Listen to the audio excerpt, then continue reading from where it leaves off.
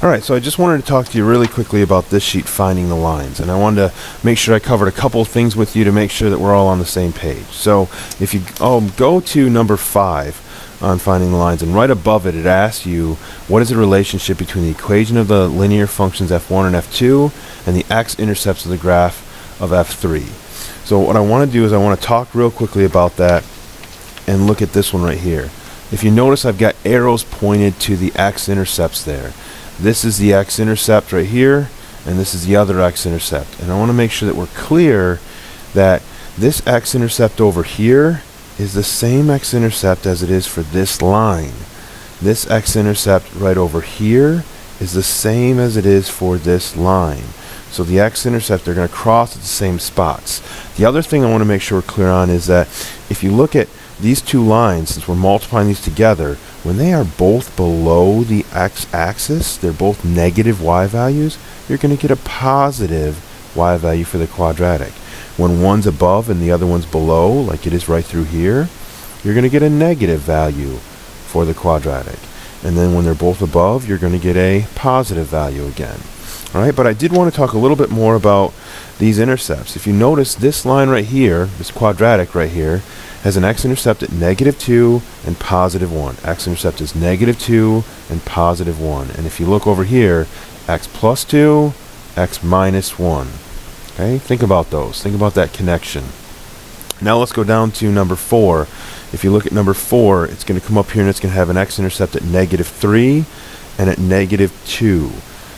X plus 2, minus 2. Negative x minus 3, minus 3. Alright, so I know it might be a little confusing right now because you're like, Mr. Dodge, these are the opposite. These are the opposite. These are the opposite, but these are the same. But think about your slope here.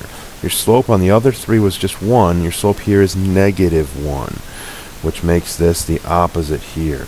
Okay, so think about that connection and go ahead and write right here what you see. Right? Then below that, on number 5, I want to make sure we're clear on how you can find a line or a function that has an x-intercept at 2, 0. And if you look here, we've got y equals mx plus b. Could have done f of x, but we just did y. It's fine either way.